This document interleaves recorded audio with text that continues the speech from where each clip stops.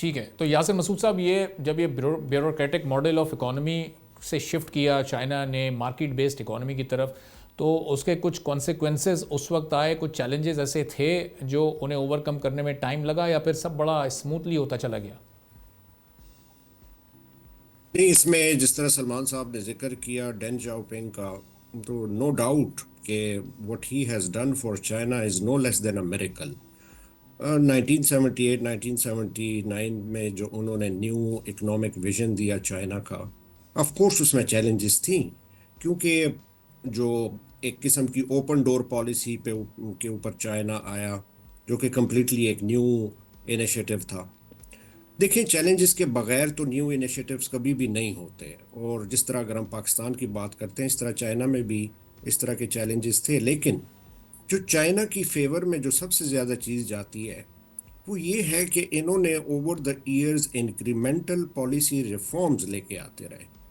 Let's for example, انہوں نے ایک فرسٹ فیز تھا، اس کے بعد 1991 میں اس کے بعد میجر ریفارمز آئیں. اس کے بعد اگر ہم بات کرتے ہیں 2000 میں چائنا نے گو گلوبل پالیسی کا انیشیٹو لیا، اس میں پھر ریفارمز آئیں. پھر 2013 میں جس طریقے سے بیلٹ اینڈ روڈ انیشیٹو کا آغاز ہوا، باقی مزید انیشیٹو آئے، جس میں جو تھا وہ انہوں نے کس طریقے سے جو ہے چائنا نے گلوبل شفٹ کی طرف آنا ہے.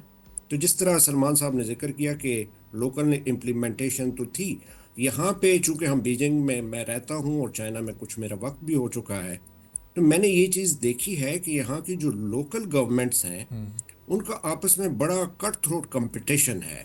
یہ بہت ہی زبردست بات ہے. اس کی وجہ سے یہ مثال کے طور پہ اگر ہم شانگسی پروونس جاتے ہیں تو وہ ایگریکلچر میں یا باقی جو ہے وہ اس ٹیکنالوجی میں وہ ریفارمز لے کے آ رہے ہیں، ڈیولپ کر رہے ہیں. تو دوسرا پروونس جو ہے یا دوسرا ریجن جو ہے وہ باقی جو انیشیٹوز ہیں ان کو لے رہا ہے، ان چیلنجز کو ایکسیپٹ بھی کرتا ہے اور پھر ان چیلنجز کے اوپر کام بھی کرتا ہے. میرا خیال ہے کہ یہ جو انکریمنٹل پالیسی ریفارمز اور پرسسٹنٹ پالیسی ریفارمز نے جو ہے وہ چائنا کی، آج جو ہم رائز کی بات کرتے ہیں چائنا کی، اور جتنا جلدی چائنا نے رائز کیا ہے، آف کورس اس کے پری ریکویزٹ چائنا کے پاس ہیں، بڑی مارکیٹ ہے، بگ پاپولیشن ہے، اور باقی کنٹریز جو ہیں وہ ڈیپینڈنٹ ہو گئی بیکاز آف مینوفیکچرنگ. لیکن جو انڈسٹریل ان کی بیس ہے اس کے اوپر اب کام کر رہے ہیں. جو چیلنجز ان کو وقت کے ساتھ آئے ان کے اوپر انہوں نے کام کیا.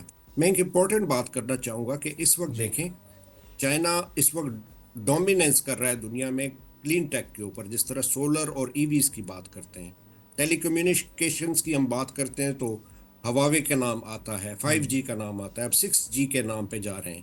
35% آف گلوبل جو ای وی کی پروڈکشن ہے وہ چائنا میں ہے. 80% جو ہے وہ سولر پینل کی مینوفیکچرنگ چائنا کر رہا ہے. BYD کا نام سن لیں. میرا ذاتی اتفاق ہوا، میں یہاں شانگسی پروونس میں گیا تو میں حیران ہو گیا کہ میرا خیال ہے دنیا کی فرسٹ جو کول مائن ہے وہ 5G کول مائن ہے.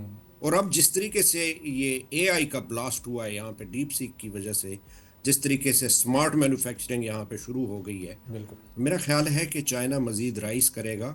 آف کورس چیلنجز جہاں تک ہیں اس کو وہ وقت کے ساتھ ساتھ ان چیلنجز کو اوور کم کر رہے ہوتے ہیں. میں ایک امپورٹنٹ بات کرنا چاہوں گا پاکستان کے کانٹیکسٹ میں بھی. یہ ضرور ہے کہ پاکستان نے مارکیٹ اکانومی کی طرف آنا ہے، لیکن ہمارا جو سب سے بڑا پرابلم یہ رہا ہے پاکستان کے اندر کہ ہم نے ریفارمز کے اوپر کام نہیں کیا. یہ جو ملک ہے یہ اس وقت ہم اس کو کہتے ہیں کہ پاکستان ڈائرلی نیڈز ریفارمز. اس میں سب سے پہلے آپ کی اکنامک ریفارمز ہیں، آپ کی پولیٹیکل ریفارمز ہیں، آپ کی سوشو پولیٹیکل ریفارمز ہیں، آپ کی کنسٹیٹیوشنل ریفارمز ہیں، آپ کی انسٹیٹیوشنل ریفارمز ہیں. آپ کی یہ جتنے بھی ریفارمز اگر ہم کریں گے اس کے بعد جو ہے ہم اس کا یہ میں سمجھتا ہوں کہ ایک لانچنگ پیڈ ہوگا پاکستان کی مارکیٹ اکانومی کی طرف. جو سب سے امپورٹنٹ بات یہ ہے کہ گورنمنٹ کو اس مارکیٹ اکانومی کے سے باہر نکلنا پڑے گا. ایک انڈیپینڈنٹ مارکیٹ اکانومی بنانی پڑے گی جس کا روڈ میپ اگلے 20 سال 30 سال 50 سال تک ہو، ریگارڈلیس آف دا فیکٹ کہ کون سی گورنمنٹ آتی ہے اور کون سا پرائم منسٹر. سبسکرائب کریں اور بیل دبائیں تاکہ کوئی خبر رہ نہ جائے.